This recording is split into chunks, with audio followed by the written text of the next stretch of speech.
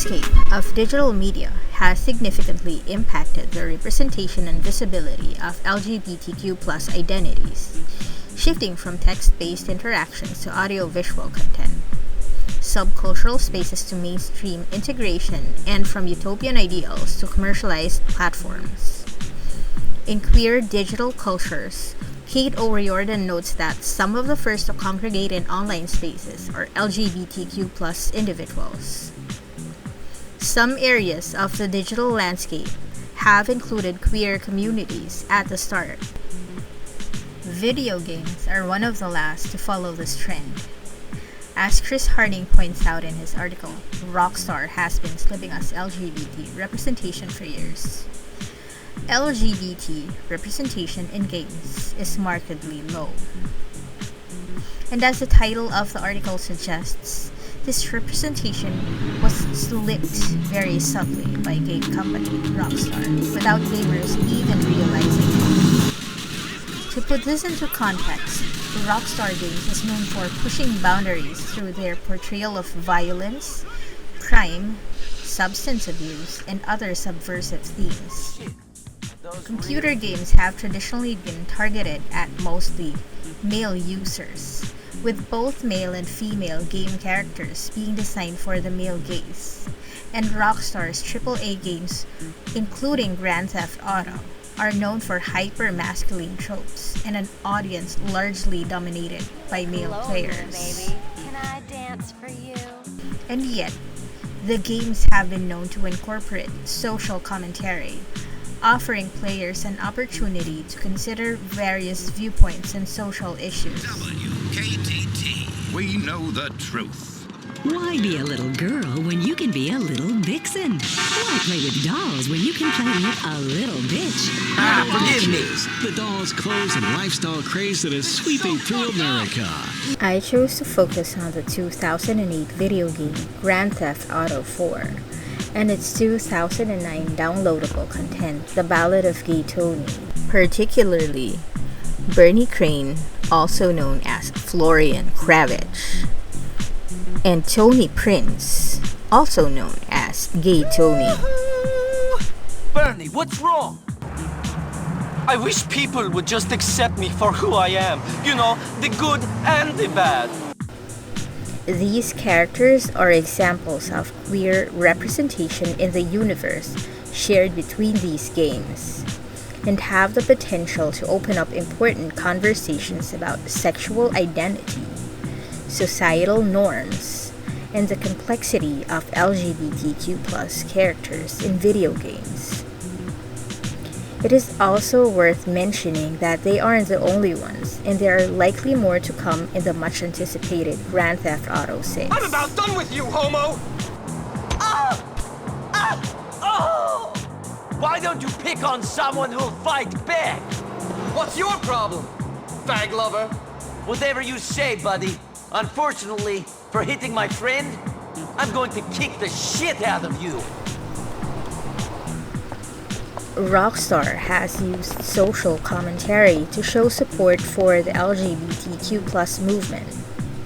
Sometimes this is achieved directly, as in protagonists Nico Bellic and Luis Lopez's acceptance and protective behavior towards their gay friends Bernie and Tony. Most of the time, however, this is achieved through satire and pop culture references. This social commentary extends to the game's portrayal of language, including culturally specific slurs and insults. In The Ballad of Gay Tony, Tony is often disrespectfully referred to as a fag, and Luis is often called a spick, while he himself does not shy away from using slurs aimed towards other racial groups. Yeah, we have a no guido policy at the club. Here I ain't so sure. Oh, I love getting racially abused by a spick. Yeah, who's a fucking taco, Tony? My business partner, Luis. Gentlemen, watch your language. We're in the great melting pot. We're not spicks or guidos or fags. We're proud Americans. In GTA 4, There is less usage of slurs, but characters clearly show contempt for Bernie's homosexuality. It is easy for the uninitiated to misinterpret the usage of fag as a signal that gay men ought to be called this in real life. But to a gamer that has played GTA games for an extended period of time, the intention is clear. It is to make fun of the people that say these words and portray them as trashy and vulgar. The game offers representation of queer characters, though these are not intended as positive role models to be emulated. Every single character in each Grand Theft Auto game is intended to be a highly flawed, complex character, neither fully idealized nor wholly vilified. Tony, what the fuck are you doing? No, I'm holding you back. I see that now. I see that now. The closest thing I ever had to a son. I'm sorry, Luis. I love you. Goodbye. Bernie Crane, formerly Florian Kravich, is a gay man from Niko Belic's hometown in Yugoslavia. In his youth, he had fought in the Yugoslav wars and told people he wanted to be a wrestler and a shepherd, but was secretly a closeted young gay man. In GTA 4, his interactions with Niko reveal a flamboyant and naive personality, enjoying simple pleasures and still very much dazzled by the city. He is mildly manipulative and is involved in an illicit affair with a married politician. But despite his flaws, he appears to be a generally good person. Let's have fun. Tony Prince, a gay club owner, faces a very different set of struggles: aging, drug use, money problems, and threats of violence due to his dealings with loan sharks.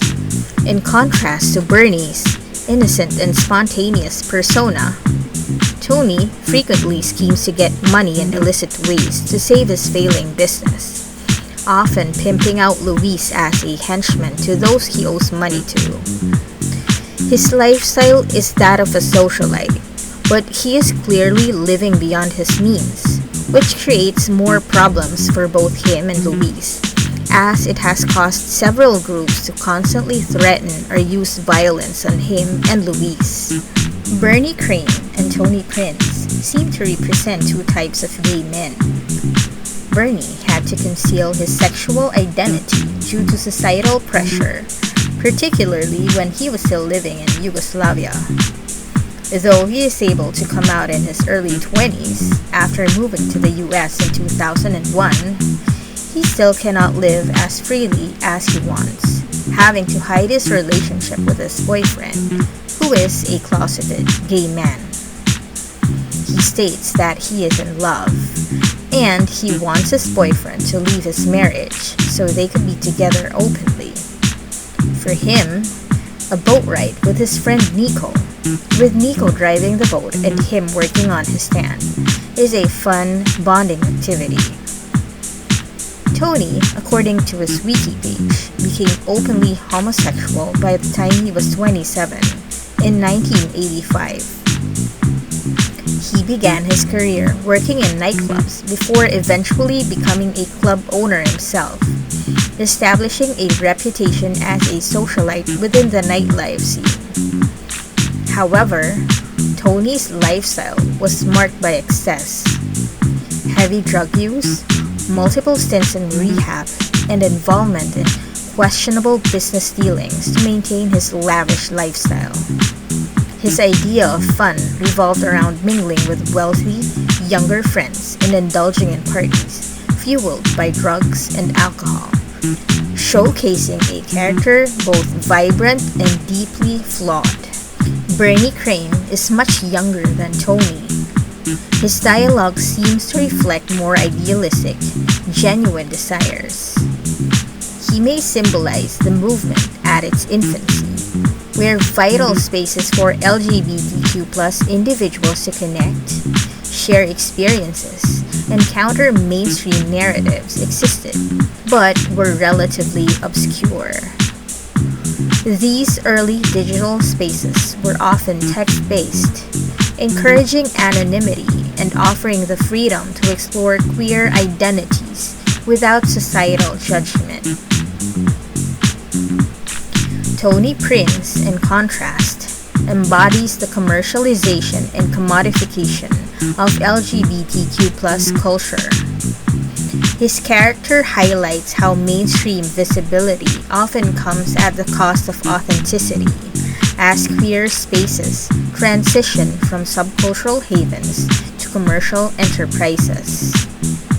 Ultimately, the game's portrayal of Bernie Crane and Tony Prince are valuable not just as examples of queer representation in games, but also as a significant, though somewhat subdued, statement by a company that has prided itself in not taking sides, mocking everyone equally. While GTA 4 and The Ballad of Gay Tony may not offer a perfect representation of queer identity, these games are a step in the right direction. Getting rich here. Look at this place. So many rich, happy queens spending their hard-earned money, huh? Man, what went wrong? My day, gay guys used to be lonely, needy, and lost. Now, they're all in relationships, learning how to cook. Man, therapy's got a lot to answer for, huh? Where's all the self-loathing gone, huh?